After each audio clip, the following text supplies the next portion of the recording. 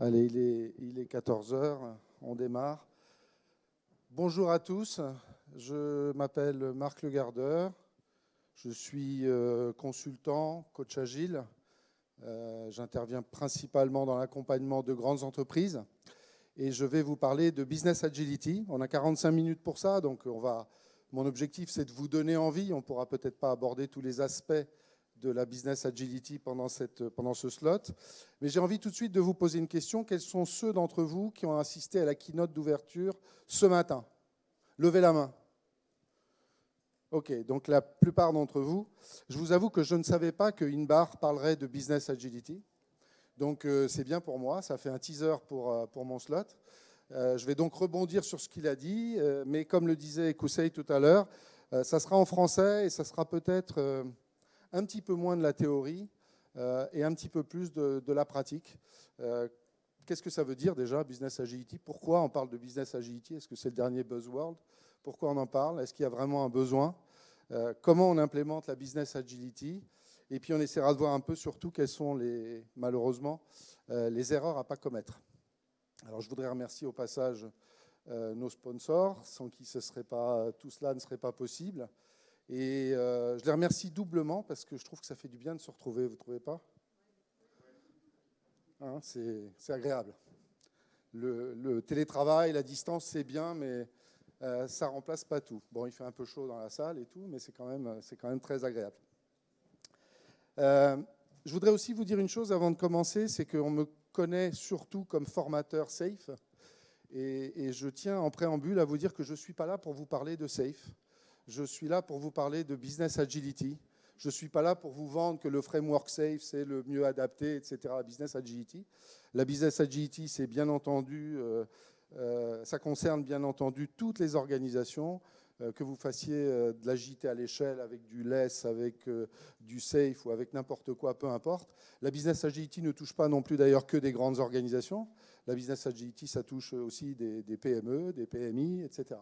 Voilà, donc je n'ai pas de casquette SAFe et je ne suis pas là pour vous parler du framework SAFe, même si c'est mon framework de prédilection. Alors, qu'est-ce que la Business Agility? Malheureusement, on n'est pas en interactif. Si on avait un peu plus de temps, je vous demanderais chacun à votre tour de dire c'est quoi pour toi la Business Agility. Revenons un peu en arrière et voyons un peu quelles sont les différentes révolutions que l'on a eues depuis le XVIIIe siècle. Il y a eu d'abord la révolution industrielle, et puis est arrivée la vapeur, le chemin de fer, l'ingénierie lourde, les locomotives, les voitures, etc., le pétrole. Et là, on est dans l'ère du logiciel et du digital. Si on regarde bien pour chacune de ces périodes, ce qui s'est passé, il y a 3 périodes. Il y a d'abord une période d'installation qui prend plusieurs dizaines d'années. C'est quelque chose de nouveau. Il y a des early adopters. Et puis petit à petit, ça se déploie, etc. Et à un moment donné, on passe un point de bascule. Ce n'est plus une question, ça ne se passera pas. La question, c'est on est sûr que ça va se passer et pendant combien de temps on va le déployer. Et on va voir que pour la Business Agility, on est dans cette période de droite, on est rentré dans la période de déploiement. On a passé la bulle Internet, les bulles financières, les scandales financiers, etc. On ne se pose plus tellement la question, en tout cas j'espère que vous ne vous la posez plus, est-ce que le digital fait partie de nos vies de demain? Levez la main si vous pensez que le digital fait partie de nos vies de demain. Ok. J'aurais dû dire plutôt levez la main si vous pensez qu'elles ne font pas partie de notre vie de demain, on aurait convergé plus vite. D'accord? Donc toutes les organisations qui sont ici sont conscientes qu'elles doivent se transformer. Hein, on ne peut plus continuer comme avant, avoir d'un côté le métier, de l'autre l'IT, des centres de coûts, des centres de profit, etc. On se rend bien tous compte qu'on est obligé de travailler ensemble pour fournir à nos clients, quand je dis clients, c'est clients au sens large, hein, ça peut être des usagers si vous êtes une administration, ou des bénéficiaires, etc. Donc pour fournir à nos clients des services et des produits en utilisant le digital n'étant que le support de ça. Et aujourd'hui, ce qu'on voit dans la plupart des organisations, et j'imagine qu'un certain nombre d'entre vous sont d'accord avec moi, c'est qu'on utilise les méthodes d'hier. On a toujours les mêmes silos, on a toujours les mêmes organisations, et avec ça, on veut faire les produits de demain, et cette organisation n'est pas adaptée. Et c'est ce dont on va parler aujourd'hui, c'est de la Business Agility. Comment faire pour être prêt à être à être en compétition dans ce monde qui change en permanence et dans lequel le digital est maintenant partout. Mais je me rends compte vraiment tous les jours. Hein. Mon téléphone, je ne sais pas, qu'est-ce qui se passe si vous partez de chez vous sans votre téléphone? Vous faites demi-tour ou pas? Bah oui, vous faites demi-tour. Hein. Bon, il y en a toujours un normalement qui me dit oh, m'en fous, moi, le téléphone, j'ai un vieux téléphone Nokia. Bon, alors comment on a démarré dans toutes les petites entreprises? Eh ben, on a démarré comme ça. On a une idée, on crée un réseau, il y a 1 ou 2 personnes, puis 3, puis 4, puis 5. Et puis on grossit comme ça, c'est comme ça qu'on fait un ordinateur dans son garage ou qu'on fait démarrer ce qu'on appelle une start-up. Et puis au bout d'un moment, cette start-up, eh bien, elle grandit. Elle grandit, on a besoin de plus de communication, de plus de stabilité, on a besoin d'organisation. Donc qu'est-ce qu'on met en place? Eh bien, on met en place de la hiérarchie. Alors là, j'ai fait une version simple de la hiérarchie. Pour ceux d'entre vous que je vois ici qui sont chez Engie, chez Orange, etc., le nombre de briques ici, il est évidemment bien plus élevé. Et qu'est-ce qui se passe au bout d'un moment? Eh bien, malheureusement, cette hiérarchie, eh bien, elle prend le pas sur le réseau. Et le réseau, il est détruit. Et on fonctionne avec une hiérarchie, avec des canaux de communication, avec des départements, avec des silos, donc avec une organisation qui devient trop lourde pour évoluer dans le monde digital d'aujourd'hui. Alors, certaines personnes pensent que l'agilité, c'est dire il n'y a plus de hiérarchie, il n'y a plus d'organisation. Je ne vais pas trop loin par rapport aux gens qui sont à distance. Je vous prie de m'excuser, ceux qui êtes à distance. Je vais essayer de me tenir entre les deux plots qui sont là. Donc, certains disent que l'agilité, c'est il n'y a plus de chef, il n'y a plus de hiérarchie, il n'y a plus d'organisation, il n'y a plus de manager, etc. C'est évidemment pas du tout vrai. Ce qu'il faut juste, c'est que cette hiérarchie n'empêche pas la création de valeur. Et donc pour ça, on a besoin d'imaginer une nouvelle organisation, un nouveau système d'exploitation qui permette de connecter les personnes entre elles quand elles font partie du même flux de valeur. Peut-être que certains d'entre vous ont assisté au slot d'Odile Moreau et David Ferreira tout à l'heure sur les flux de valeur. On parle bien ici de flux de valeur. L'enjeu, c'est quoi? L'enjeu, c'est de mettre ensemble les gens dont on a besoin pour être capable de designer les produits de demain. Alors, j'ai été assez rapide sur cette introduction parce que Inbar en a déjà parlé ce matin. Donc, je pense que pour certains d'entre vous, c'est un peu déjà une redite de ce qu'a dit Inbar ce matin. Mais là, maintenant, on va rentrer un petit peu plus dans la pratique. Donc déjà, quels sont les enjeux? Eh bien, en fait, on est à l'ère du digital, je l'ai dit. Le monde évolue très vite, les marchés changent, il y a de la compétition, aussi bien d'ailleurs dans le domaine des entreprises que des services, que des administrations, etc. Le monde change très, très rapidement. Donc, on doit améliorer ce qu'on appelle le time to market, entre le moment où on a une idée et le moment où on la délivre à nos clients au sens large. Eh bien, on ne peut plus laisser passer 3 ans, 4 ans, 5 ans. Vous êtes d'accord avec ça? Et le problème, c'est que pour faire ça, aujourd'hui, dans les entreprises que je rencontre ou celles avec qui je discute, eh bien, je rencontre une organisation qui est plutôt calquée sur les besoins qu'on avait hier. Donc, on a des gens qui sont dans l'IT, souvent considérés comme un centre de coût. On a ce qu'on appelle le métier au sens large, les gens qui savent, hein, les gens qui... Évidemment, ça varie selon les organisations. Et puis, on a des tas d'autres gens. On a les gens qui vendent, on a les gens qui mettent sur le marché, le market. Il y a le juridique, il y a les gens qui s'occupent de sécurité, il y a des gens qui s'occupent de conformité.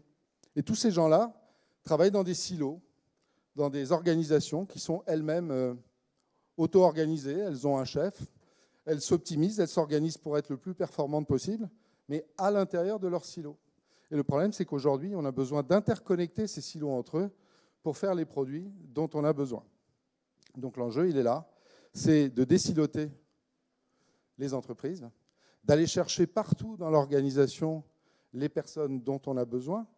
Ça inclut évidemment les gens qui conçoivent, les gens qui designent, les gens qui fabriquent, mais également les gens qui ont la connaissance métier, les gens qui l'utilisent au niveau opérationnel, etc. Donc c'est ça, finalement, l'extension des value streams que présentaient Odile et David ce matin. En tout cas, c'est une autre présentation. Ça consiste à aller chercher les personnes partout dans l'entreprise, de les affranchir du poids de leur management, donc de leur donner la liberté de travailler ensemble pour se concentrer sur le flux de valeur. Et c'est là tout l'enjeu. Parce que Je vous l'ai dit tout à l'heure, on a besoin de management. Oui, on a toujours besoin de management pour plein de raisons, mais pas pour aller interférer sur ce que ces gens-là, qui sont ensemble et qui travaillent sur un produit, font. Et c'est vraiment un des enjeux principaux. Donc on pourrait ouvrir ici un sous-slot. Hein. Quel est le rôle du manager dans l'agilité de demain? Mais je suppose qu'il y a peut-être d'autres collègues qui en ont parlé. Donc un flux de conception, pour le rappeler, pour ceux qui découvrent un peu tout ça, hein, un flux de valeur, c'est quoi? C'est toutes les étapes par lesquelles on passe entre le moment où on a une idée. Par exemple, j'ai une appli mobile, je veux ajouter une nouvelle fonctionnalité. Très bien. Quand est-ce que je vais livrer cette nouvelle fonctionnalité et par où elle va passer? Il y a des gens qui vont essayer de comprendre le besoin, qui vont discuter avec des clients. Il y en a d'autres qui vont écrire des user stories, puisqu'on est dans l'agilité. Il y en a qui vont les développer, il y en a qui vont les tester, il y en a qui vont les déployer. Et à l'arrivée, on va mettre cette fonctionnalité à disposition du client. Alors ça, c'est un cas simple. Évidemment, dans l'industrie automobile, c'est plus compliqué. Dans le milieu hospitalier, c'est plus compliqué. Mais tout de même, le principe est toujours le même. Un flux de valeur, c'est l'ensemble des étapes, produits et services qui permettent de mettre à disposition du client un incrément de valeur. Est-ce que c'est OK pour tout le monde, cette notion de flux de valeur? Parce qu'on va rebondir là-dessus pour le reste de la présentation. C'est OK pour tout le monde? Très bien. Alors, comment développer tout ça? D'abord, on place le client au centre de nos préoccupations. Je ne sais pas vous, mais moi j'ai coaché, j'ai accompagné des organisations où on avait oublié qu'on avait des clients. Hein? Tout le monde s'agitait, on travaillait pour faire un projet, pour respecter des jalons, pour respecter un budget, pour livrer un produit, mais au bout du compte, quand on livrait le produit, on se rendait compte qu'il était absolument inadapté aux besoins du client. Donc la règle numéro 1, c'est de placer le client au centre de toutes nos valeurs, d'accord? Être customer-centric. Et pour faire ça, eh bien, on a besoin de toutes les personnes dans l'entreprise. Bien entendu, l'IT, le développement, la finance, les gens qui s'occupent des ressources humaines, le marketing, le légal. Ce qu'on veut ici, c'est faire des solutions business qui s'appuient sur des systèmes digitaux pour livrer des incréments de valeur aux clients. C'est ça qu'on veut atteindre. D'accord? Donc, placer le client au centre, collaborer, c'est fondamental, bien entendu. Concevoir les solutions de manière incrémentale, ça c'est l'agilité. Hein. Les notions de MVP, Minimum Valuable Product, on vérifie que ça correspond aux besoins du client. Et puis on rajoute des fonctionnalités. On se plante parfois, on fait les mauvaises choses, donc on apprend de ses erreurs, on s'améliore. Penser produit et non plus projet, ça c'est fondamental. Vous pouvez très bien réussir un projet. Hein, vous avez livré à temps les choses que vous deviez faire, pour le coût prévu. Et à l'arrivée, vous avez réussi votre projet. Est-ce que pour autant, vous êtes sûr que vous avez réussi votre produit? Oui? Non, bien sûr que non. D'accord? Donc on est là pour faire des produits, on n'est pas là pour faire des projets. Parfois, on a tendance un petit peu à l'oublier. Et donc le meilleur moyen de faire tout ça, bon, c'est Lean Agile. Si vous êtes là, je ne vais pas vous convaincre que Lean Agile, c'est le meilleur moyen d'y arriver. Ah, j'ai appuyé sur le mauvais bouton. Mais j'ai rappuyé sur le bon.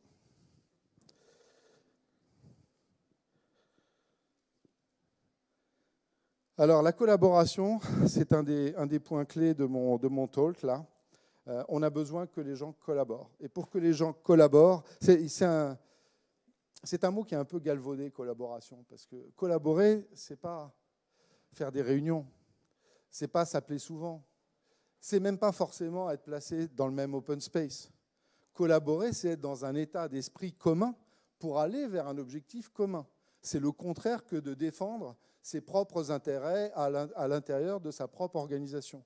Et ce qu'on voit bien souvent dans les organisations, c'est que les gens ont des objectifs, ne serait-ce que des objectifs annuels, un entretien annuel, et ces objectifs ne vont pas dans le sens de l'entreprise, ils vont dans le sens du silo dans lequel ils sont. Donc si je me retrouve à collaborer avec quelqu'un, mais que je n'ai pas les mêmes objectifs que lui, d'après vous, est-ce que ça va fonctionner? Non. Donc ça entraîne plein de choses derrière, le fait que les gens collaborent. Ça entraîne le fait qu'ils soient alignés sur un objectif. Ça entraîne le fait qu'ils soient libres de collaborer sans avoir, entre guillemets, des réprimandes ou d'avoir une pression de leur hiérarchie. Ça implique qu'ils soient dans un climat de psychological safety, de sécurité psychologique, qu'ils se sentent à l'aise, qu'ils aient le droit de se planter, qu'on ne les montre pas du doigt, ça implique plein de choses. Donc la collaboration, c'est le point clé. Il y a pas mal de coachs dans la salle, et je crois qu'ils seront d'accord avec moi pour dire que c'est finalement le plus difficile. Implémenter Scrum dans une entreprise, c'est pas compliqué, hein, faire des daily meetings, faire des démos, faire des rétros, tout ça, très bien. Mais si vous avez des individus qui ne se parlent pas entre eux, ou qui se parlent mal entre eux, ça ne fonctionne pas. Vous êtes d'accord? Je ne sais pas. Frédéric, tu es d'accord? Voilà. Bruno, tu es d'accord? Bon, j'en connais pas mal des coachs dans la salle. Hein. Donc voilà, notre principale difficulté quand on arrive pour supporter un client ou quand on est en interne, c'est on a des individus qui viennent d'environnements différents, qui ont des chefs différents, qui appartiennent à des services différents. Comment va-t-on faire pour créer un climat de collaboration entre eux? Et c'est vraiment une des grandes difficultés. Alors, ce qui permet d'arriver à ça, c'est de les aligner déjà sur des objectifs. Est-ce qu'on a un objectif commun? Et bien entendu, est-ce que cet objectif il correspond aux objectifs de l'organisation de l'entreprise? Alors, tiens, je vous prie de m'excuser, je découvre cette télécommande, donc je suis allé en arrière au lieu d'aller en avant. Autre point clé, s'arrêter régulièrement, avoir le droit de se tromper, apprendre, s'améliorer. Là, on est vraiment dans le lean, hein. Plan, do, check, adjust. Amélioration continue à tous les niveaux, à toutes les échelles de temps, tous les 15 jours, tous les 10 semaines, tous les 6 mois, tous les ans, selon la gravité, la granularité des sujets. On est dans une phase d'amélioration perpétuelle. Et ça, c'est vraiment un état d'esprit. Et ça exige une chose fondamentale qui est la transparence. Si vous n'êtes pas transparent, vous ne pouvez pas vous améliorer. Si vous n'avez pas le courage, non seulement de regarder les choses en face, mais de dire « je me suis planté », évidemment, vous ne pourrez pas vous améliorer. Donc ça, c'est fondamental. Alors, quels sont les freins à tout ça? Alors, j'ai fait une liste, mais je suis sûr que vous pourriez la compléter. J'ai fait une liste en fonction de mon expérience sur le terrain ou de ce que j'ai eu comme retour d'expérience de mes camarades. Le principal frein, c'est la culture. La culture d'entreprise. Elle est différente dans chaque entreprise, mais elle est très forte. Alors, il y a la culture d'entreprise, il y a la culture des individus, selon les pays, selon le type de formation qu'ils ont eu, etc. Ils ont une culture différente. Il y a la culture la culture de la sous-organisation, la culture de mon service, qui est quelque part le reflet de l'état d'esprit du chef de ce service-là. Ça peut impacter la culture à l'intérieur d'un silo. Donc la culture, c'est très compliqué, mais pour ceux d'entre vous qui ont lu Leading Change de John Kotter, les changements culturels, malheureusement, ils ne viennent qu'à la fin. Pas question de changer une organisation en disant on va changer la culture. Vous allez voir, là vous allez vous mettre à collaborer ensemble, ça va être super chouette, on va faire de l'agilité, vous allez voir, ça va être trop bien. Ça ne se passe pas comme ça. D'accord ? Quand vous dites aux gens que vous allez changer les méthodes de travail, les gens, généralement, ils sont tous d'accord. Vous arrivez assez facilement de les convaincre qu'on ne peut pas continuer comme ça. Donc très bien, ils sont d'accord. Et quand vous arrivez et que vous commencez à changer l'organisation, alors là, vous commencez à rencontrer les premiers freins parce que l'être humain n'aime pas l'inconnu. L'être humain n'aime pas le changement. Donc inconsciemment, il résiste. Il y a aussi les habitudes des gens. Je travaille dans un open space, je prends mon café tous les matins avec Martin. Voilà. Pourquoi est-ce que j'irai travailler dans un autre open space, d'un autre service, chez qui je connais personne, etc. Bon, tout ça, ça a un petit peu changé avec le Covid, évidemment. Hein. Mais quand même, on a un certain nombre d'habitudes. Il y a la peur. La peur est logique. Je ne sais pas vous, mais moi, ce que je ne connais pas, j'en ai peur, a priori, plus ou moins. Mais voilà, je ne saute pas dans l'inconnu tout le temps, quoi. Hein. Il y a ce que je connais et il y a ce que je ne connais pas. D'accord ? Je connais mon quartier. Si tu me dis que je vais déménager ailleurs sans me présenter le quartier, bah, je ne sais pas. Finalement, le mien, il n'est peut-être pas si mal que ça. Hein. Donc, il y a la peur. Il y a les frontières politiques. Hein, pas forcément à mon niveau, mais au niveau de mon chef ou au niveau du chef de mon chef. Malheureusement, quand vous changez une organisation, vous allez changer les responsabilités des gens. Et il y a des organisations où le pouvoir des gens est mesuré à l'aune, par exemple, du nombre de personnes qu'ils managent. Donc ces gens-là, quand ils voient arriver des changements d'organisation, eh bien, ils résistent. Ils résistent parce que c'est parfois inconscient, mais ils résistent parce qu'on est en train de leur enlever quelque chose. Et puis il y a aussi, et c'est pas rien, le manque de connaissances. Si vous essayez de changer une organisation sans expliquer le pourquoi et sans expliquer le comment, et que vous expliquez aux gens, vous dites, bah voilà, on va changer maintenant, tu vas être dans une équipe où il y a des gens qui font des métiers différents que toi, et puis vous allez faire un truc qu'on appelle Scrum, tu vois, c'est rigolo, etc. Ben oui, mais si je ne suis pas formé, moi je ne sais pas quel est mon rôle là-dedans. Parce que la première question que va se poser n'importe quel être humain, si vous lui proposez une modification, c'est quel est mon rôle là-dedans? Vous êtes d'accord avec ça? C'est le premier truc qu'on se demande, c'est normal. Hein? Quel est mon rôle là-dedans? Si on ne vous l'a pas expliqué, comment voulez-vous faire? Combien j'ai vu d'organisations se planter dans le déploiement de l'agilité, et je ne parle pas encore de business agility, là, juste de l'agilité, juste parce qu'on a dit aux gens, tu vas faire ça. Pourquoi tu fais ça? Tais-toi, fais ça. Et ça ne marche pas.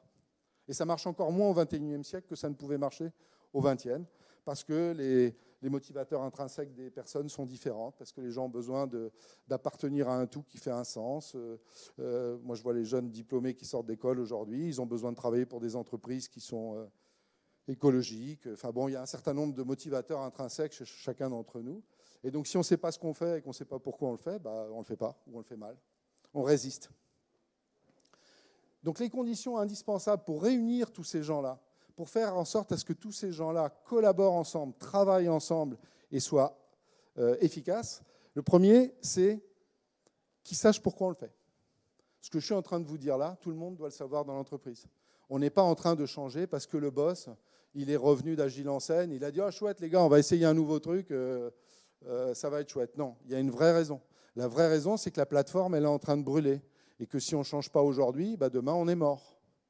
Je ne sais plus qui ce matin, dans un slot, citait une entreprise, alors donc je vais rebondir dessus, Kodak.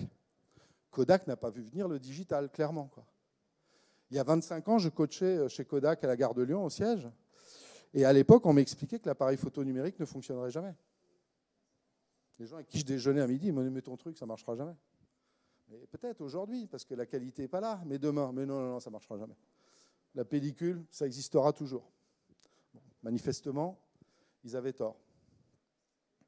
Alors bon, aujourd'hui, on en parle un peu plus d'agilité, etc. Mais il faut qu'à tous les niveaux de l'organisation, les gens comprennent ce que c'est. Et au-delà de l'agilité, la business agility, ils doivent comprendre pourquoi ils doivent collaborer avec tous leurs collègues. Ça a commencé avec DevOps à l'intérieur de l'IT il y a quelques années, mais ça ne suffit pas. Aujourd'hui, c'est vraiment un des points clés, c'est la collaboration entre le métier, l'IT, le marketing. On a besoin que tous ces gens-là travaillent ensemble. Et donc, il faut adopter une organisation qui fasse que les silos ne les empêchent pas de le faire. Autre point clé, avoir des sponsors. Combien j'ai vu d'organisations où on envoie les gens en formation, les managers. Je suis désolé, il y a peut-être des managers dans la salle, j'ai rien contre les managers, j'ai été moi-même manager, ce n'est pas la question. Mais disons qu'il m'est arrivé de voir que des managers envoient des gens en formation, agile, Scrum, PO, Scrum Master, je ne sais pas. Et les gens reviennent, ils sont super enthousiastes, et puis ils commencent à mettre en place des pratiques agiles. Et puis il y a le manager qui débarque en disant « Bon, ok, c'est gentil tout ça, mais là, tu vas me faire ça, s'il te plaît. » Vous n'avez jamais vu ça? Hein? Le manager, il connaît l'agilité? Non. Il est allé en formation? Ben non, il est manager, il n'a pas besoin. D'accord? Donc ça, c'est indispensable. C'est le frein que je vois tous les jours. Je pense que tu es d'accord avec moi, Bruno. Les managers, plus les managers vont en formation, plus les gens élevés dans la hiérarchie vont en formation, et plus le déploiement de l'agilité et a fortiori de la business agility réussit, parce qu'ils savent ce qu'ils font et ils sont d'accord. Donc il faut des sponsors, et plus ces sponsors sont hauts, et mieux ça se passe. Je te propose que tu gardes ta question juste pour la fin. On est dans un format un peu contraignant. Je fais ma presse. Par contre, on a prévu du temps à la fin pour en discuter. Parce que là, si tu me poses une question qui me déstabilise, je ne vais pas pouvoir continuer. OK. La communication est très importante. Il ne s'agit pas que de bien faire les choses, il s'agit de communiquer dessus. Et d'ailleurs, pas que de communiquer sur les bonnes choses, mais également sur les échecs. La communication est un point clé dans le déploiement de l'agilité. Voilà ce qui marche, voilà ce qui ne marche pas. Il faut avoir un plan. On ne va pas faire du Big Bang. Les choses se font les unes après les autres. Tout le monde ici peut témoigner qu'on ne change pas une organisation comme ça. Donc il faut avoir une cible, bien sûr, mais il faut avoir aussi l'escalier qui y mène. Par quel escalier on va y arriver, même si cet escalier peut être amené à bouger, on est agile, mais on a tout de même un plan sur l'ordre dans lequel on va faire les choses. Bon, je passe le mot former les collaborateurs, parce que moi je vends de la formation, alors ok, il faut former les collaborateurs. Il faut accompagner les rôles, ça c'est très très important. J'avais mis au départ accompagnement aux évolutions des rôles par les RH. Et j'ai rectifié parce que j'en ai discuté avec un certain nombre de confrères, de collègues, et ça dépend des organisations.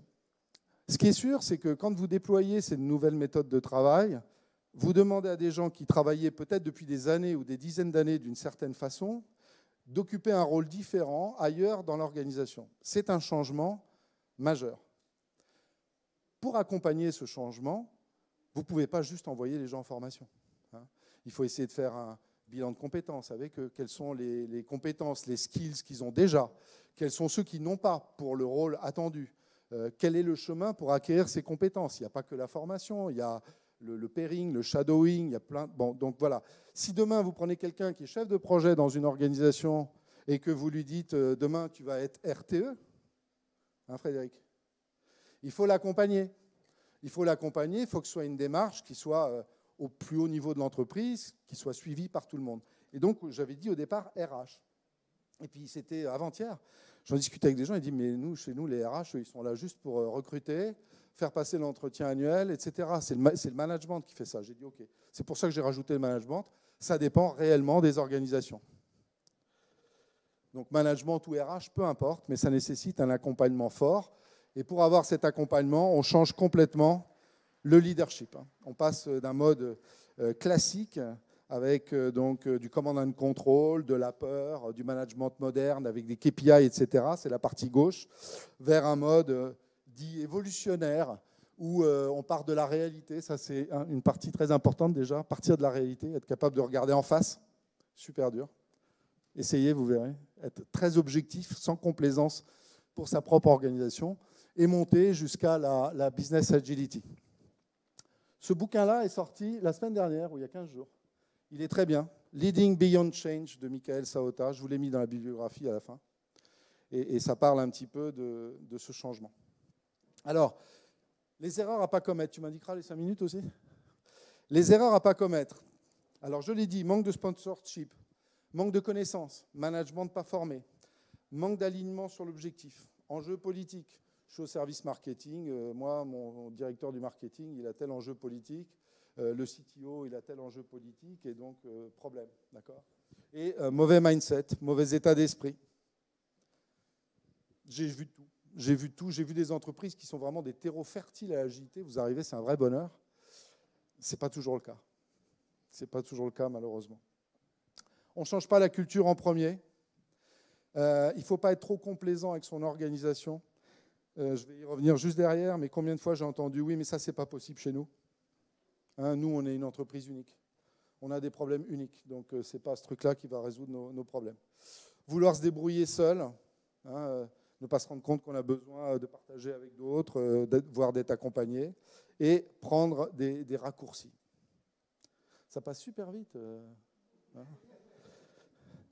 Donc, je vais passer rapidement sur le management et les ressources humaines, mais il n'est pas question, on a besoin du management.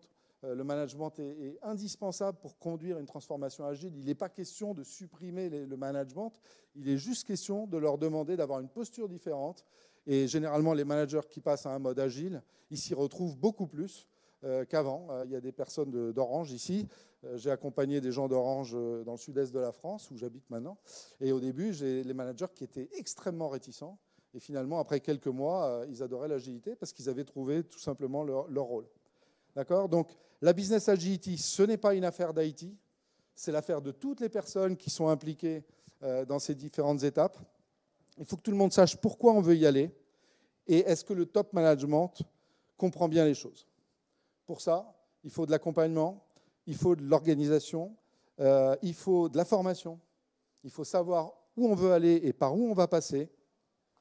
C'est bien de commencer par un premier quick win, un premier succès. Faites un premier périmètre où vous pensez que vous avez des chances de réussir, et puis vous verrez, les gens viendront regarder par-dessus votre épaule, et associer tout le monde à la démarche. La business agility est tout sauf une histoire d'IT. Bon, quelques bonnes lectures ici, notamment le bouquin de Michael, et puis Mick Kersten qui a écrit un très bon bouquin qui s'appelle Project to Product, qui est vraiment d'actualité. Je suis désolé pour la rapidité un peu du truc, mais c'est dans le que je tiens toujours le timing. Bon, voilà, alors voilà.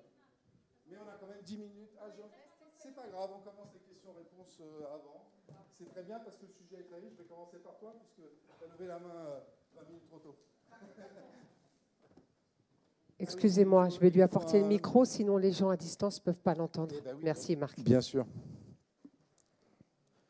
Est-ce que vous m'entendez à distance? Moi, je ne vous entends pas de toute façon.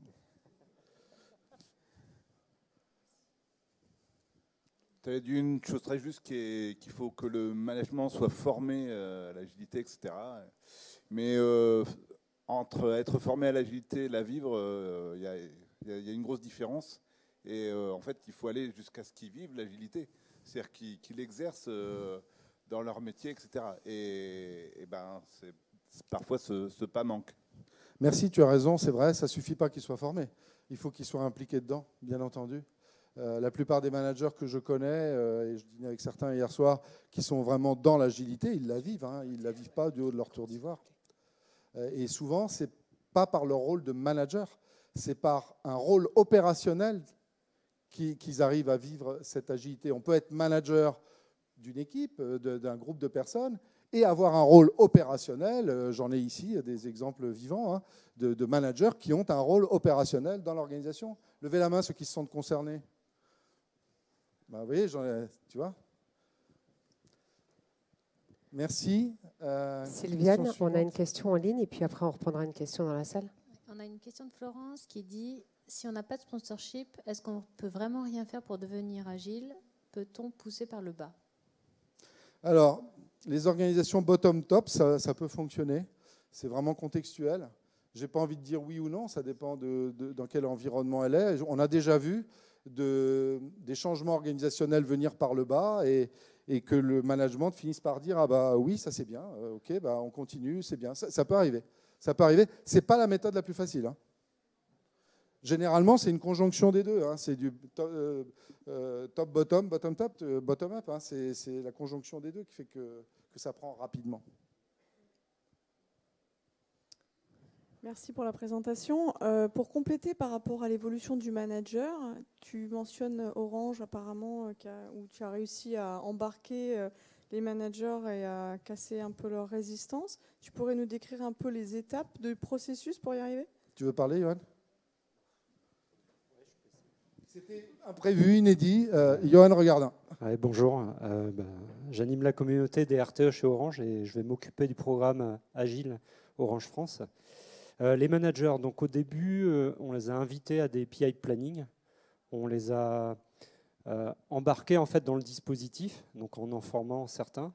Et puis très tôt, on s'est aperçu qu'on avait besoin aussi d'amener une autre couche d'accompagnement, notamment en construisant une communauté de managers, c'est-à-dire qui puissent vivre la transformation de leur métier ensemble, se partager des bonnes pratiques et petit à petit prendre des rôles vraiment opérationnels.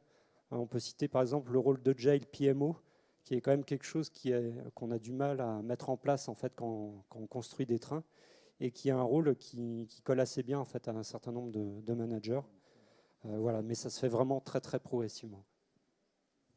J'espère, Johan a bien parlé près du micro, donc normalement ceux qui sont en remote, ça devrait aller. Ça répond à ta question? Ok, merci. On prend une question en ligne, Sylviane? Oui, il y a Bertrand qui demande « Comment peut-on dire à la fois que la culture arrive à la fin et afficher dans le dernier slide qu'il faut avoir un mindset agile pour réussir la transformation ?» Alors, je conçois que ça puisse être contradictoire, mais après, on parle mindset, on parle culture, ce sont deux choses différentes. Mais bon, sans trop rentrer dans le détail, on commence par des pratiques, généralement. On commence par des pratiques et les pratiques nous aident à ancrer le mindset. Ce que j'ai voulu dire quand j'ai dit on ne change pas la culture de l'entreprise, c'est vrai, c'est ce qu'on constate sur le terrain. Tu ne décrètes pas un changement culturel. Le changement culturel, c'est le résultat de changements dans les pratiques. Donc il vient bien, le changement culturel. Mais il vient, alors on ne va pas dire à la fin, il va venir au fur et à mesure. Mais le début, c'est bien, il faut bien commencer par quelque chose de concret. Donc le quelque chose de concret, c'est de changer les pratiques. Imagine une organisation où tu dirais, bon, on va changer la culture, maintenant vous allez collaborer, etc. On ne change rien au niveau organisation. Hein, Copil, Cocor, Costir, Co-machin, Command and Control, machin. Mais vous allez voir, hein, ça va changer la culture. Bah non, ça ne marchera pas. D'accord? Donc, on va dire que c'est un mix, mais Ce que j'ai voulu dire, c'est qu'on ne décrète pas le changement culturel d'une entreprise. C'est quelque chose qui vient généralement après le changement des pratiques. Bonjour, merci pour la présentation. Bonjour. Oui, justement, en termes de changement par la pratique, changement culturel, changement de mindset, est-ce qu'on a des outils pour mesurer, justement, pour évaluer avant, pendant, après, se fixer potentiellement des objectifs, ou en tout cas faire un état des lieux de voilà, qu'est-ce qu'on arrive à faire avec ce genre d'initiative? Il existe une panoplie d'outils dits d'auto-assessment, d'auto-mesure à manipuler avec précaution, mais on ne peut améliorer que ce qu'on peut mesurer. Je crois que tout le monde est d'accord là-dessus. Donc il faut à un moment donné mesurer des choses pour être capable de dire dans 6 mois, dans 1 an, est-ce que je suis meilleur ou est-ce que je suis moins bon. Donc il faut déterminer un certain nombre de critères. Alors évidemment, ils vont être différents dans chaque organisation. SAFe vous en fournit, d'autres frameworks vous en fournissent. Il y a des frameworks managériaux qui en fournissent, etc. L'idée, c'est de dire quels sont les critères selon lesquels nous-mêmes, on va estimer dans 3 mois, dans 6 mois, qu'on a avancé ou pas. Alors certains critères sont faciles à comprendre, d'autres peuvent être plus diffus, ils ne vont pas être exprimés de manière très claire. Tu parles, par exemple, tu vas dire la satisfaction des collaborateurs. Comment tu mesures la satisfaction des collaborateurs? Alors oui, tu peux leur dire de 1 à 10, est-ce que tu es satisfait? Et puis dans 6 mois, tu remesures de 1 à 10 s'il est satisfait. Ou il y a le Net Promoter Score, il y a un certain nombre d'indicateurs comme ça. Le tout, je dirais, c'est d'abord de savoir comment on va utiliser ces indicateurs. Il ne suffit pas de balancer des feuilles Excel et des questionnaires à des gens sous forme d'enquête et de compiler, de faire la moyenne, ça ne suffit pas. Il faut que ce soit facilité, expliqué. Il faut que les gens sachent pourquoi ils mettent une note plutôt qu'une autre. Et il faut le faire régulièrement. Ça va? Marc, on a une question de Vincent à propos du changement de culture qui est le plus long à obtenir. On s'attelle dès le début et sa question est comment faire pour accélérer ce changement de culture? Par les pratiques. La plupart des frameworks agiles encouragent à ce qu'on travaille ensemble. Donc tu te retrouves avec un product owner qui est plus la voix du métier. Tu te retrouves avec un Scrum Master qui est un peu le coach agile de l'équipe. Tu te retrouves avec un dev, un testeur. Si tu es dans une démarche DevOps, tu as aussi un gars de la prod. Et à tous ces gens-là, tu dis, vous êtes une équipe pluridisciplinaire, vous allez faire un incrément de valeur. Là, tu as déjà fait un pas vers le changement de culture. Alors évidemment, il faut que ça marche. Il faut que ce ne soit pas une contrainte. Il faut au contraire qu'ils se rendent compte de l'efficacité. Mais là, tu as déjà ancré ton premier pas vers le changement de culture. C'est je ne suis pas à l'intérieur de mon silo, mais je suis plus efficace quand je travaille avec d'autres. Il y a également la dimension formation. Si tu veux accélérer le changement, il vaut mieux que les gens comprennent ce qu'ils font. Et pour qu'ils comprennent ce qu'ils font, le mieux, c'est de leur expliquer, donc les envoyer en formation. Oui, il y a une question par ici. En fait, j'ai 2 questions. Deux en un. La première question, c'est par rapport à la transfo culturelle. Est-ce que ça ne serait pas par l'exemple qu'on peut accélérer la transfo culturelle? Un exemple, c'est-à-dire un succès d'un projet qu'on a réalisé autrement, et pour montrer, voilà, ce projet-là, on l'a fait, ou cette activité-là, on l'a fait autrement, ça a mieux marché. Et c'est ça, en général, que je trouve ce qu'il faut pour éviter les débats inutiles avec des personnes qui sont, de toute façon, convaincues de principe qu'il faut travailler d'une manière X et d'autres qu'il faut travailler d'une manière Y. Ma deuxième question, c'est comment... Alors attends, je fais comme les hommes politiques, là, je note la première, parce que sinon je ne vais pas m'en souvenir. Non, vas-y, continue. La deuxième question, c'est quels indicateurs pour mesurer l'avancement de la transfo culturelle? Alors ça rejoint un peu... Ça rejoint la question, ça rejoint la question précédente. Bon, oui, le quick win, oui, bien sûr. On ne peut pas, encore une fois, changer toute l'organisation. Donc choisis ta meilleure cible, réussis cette cible-là, communique dessus, et là, tu vas intéresser le reste de l'organisation. Bien sûr, alors il faut choisir le bon périmètre, pas impossible, mais pas non plus insignifiant. Il faut trouver le bon réglage, et à partir de là, oui, tu obtiendras des résultats. Après, attention aux indicateurs. Moi, je suis assez méfiant vis-à-vis des indicateurs, surtout ce qu'on appelle les indicateurs de vanité, les vanity indicators, tu vois. Voilà, notre appli, elle a été chargée 1 million de fois. Ouais, très bien, peut-être que personne ne s'en sert. Tu vois, ça fait plaisir à tout le monde, elle a été téléchargée 1 million de fois, ça ne veut rien dire. Voilà, et on peut en trouver dans tous les domaines, y compris au niveau business agility. des indicateurs comme ça. Donc attention aux indicateurs. Oui. Une question en ligne? En ligne de Frédéric qui écrit: existe-t-il des clés pour convaincre le top management qu'aller vers l'agile est une formidable opportunité d'amélioration du business? Comment démontrer upfront la valeur de ce changement pour rassurer et embarquer la hiérarchie? Alors, il n'y a pas de clé, hein, malheureusement. Il n'y a pas de clé. Après, il y a des trucs et astuces. Moi, je me souviens, on a quelqu'un d'Engie, là. Une fois, j'ai été amené à présenter l'agilité. J'avais 1 heure pour présenter l'agilité à un parterre d'execs de chez Engie. Donc, en 1 heure, tu ne fais pas grand-chose. La seule chose à laquelle j'ai réussi à les mener, c'est d'accepter de passer une demi-journée.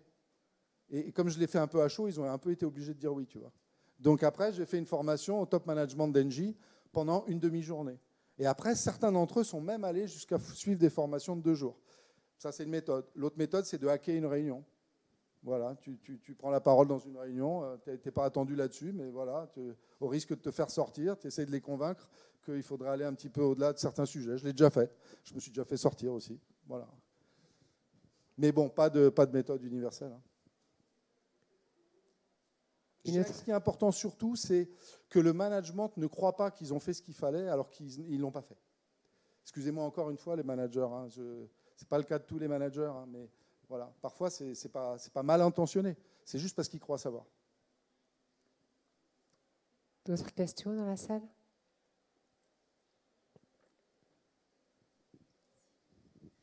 Oui, bonjour. C'est juste dans la continuité de l'évaluation un petit peu de l'impact de la formation. Si j'ai bien compris, tu vends de la formation.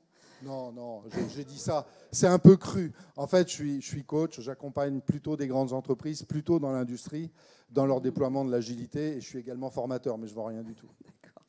Non, je plaisantais aussi. Le business agility, c'est l'affaire de tous. Moi, quand je suis entrée, j'adhère totalement à ça, effectivement. Les fonctions support telles que la finance, les ressources humaines et tout ce qui n'est pas finalement au cœur du réacteur, c'est important de les embarquer. Mais former, pour moi, ce n'est pas suffisant. Bien sûr. Former, j'ai été formée, informée, formée, j'ai compris. Ce n'est pas pour autant que je vais me mettre en mouvement, que je vais agir et adhérer. Donc comment faire? Eh bien, après que les gens soient formés, on établit un plan d'action. Quels sont les next steps?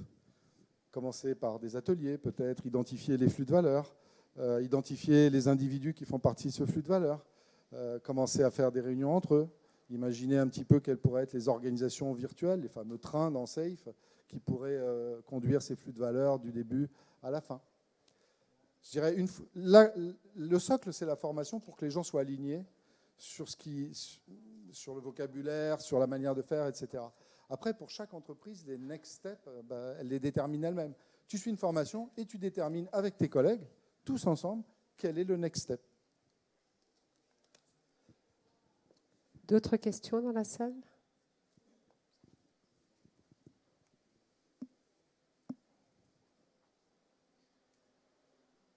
C'était pas là? Ah, c'était là. Il y en a 2 alors. C'est ça? Tu avais levé la main? Alors, rapide. Comment on doit faire pour réussir à avoir un objectif commun, une stratégie commune que tout le monde doit suivre et tout, parce qu'on connaît la réalité que chaque direction, parfois, il y a des conflits. Comment on peut arriver à avoir un objectif commun? Voilà. Quels sont les objectifs de l'entreprise? Ça va aligner tout le monde. Si mes objectifs ne correspondent pas aux objectifs de l'entreprise, il y a un problème. Quels sont les thèmes stratégiques de l'entreprise? Oui, du coup, comment on définit ces objectifs? Alors, je vais être un peu short là pour répondre à ça. Si tu veux, on peut en parler juste après. Ça marche. Et une dernière question? Oui, merci pour la présentation. Ça va rejoindre un petit peu. Là, on parle surtout quand on va démarrer, on va faire nos flux de valeur, mais dans des transformations déjà engagées, ça a souvent été fait dans un silo. Quand je pense silo, je pense plutôt généralement au service informatique ou en tout cas côté IT, en disant on va un petit peu évangéliser, en montrant ça marche bien, regardez, c'est top, venez avec nous. Bon, on se rend compte que c'est pas que ça marche pas cette technique-là. Donc pour les entités qui auraient déjà commencé par adresser un silo, est-ce que vous avez des conseils pour aider à franchir le pas? Parce que j'imagine de toute façon ça doit venir du dessus pour aligner les objectifs. Mais... Je l'ai fait plein de fois et mes collègues aussi. C'est même la majorité des cas. On arrive dans les organisations qui ont été des trains, par exemple, Safe, qui ont été staffés en mode projet. par des gens qui ne connaissent pas SAFe. Ça m'est arrivé plein de fois. Ça n'empêche pas de faire un value stream mapping derrière, de faire un value stream workshop derrière, et puis de dire, OK, notre organisation, elle n'est pas parfaite, mais bon, elle tourne. Voilà ce qu'on pourrait changer pas à pas, précautionneusement, pour aller vers cette organisation qui serait meilleure. Hein. Le value stream mapping, ce n'est pas quelque chose qui est gravé dans la pierre. Et donc, après, changer, j'ai dit précautionneusement, une personne d'une équipe vers une autre, ou une équipe d'un train vers un autre, etc.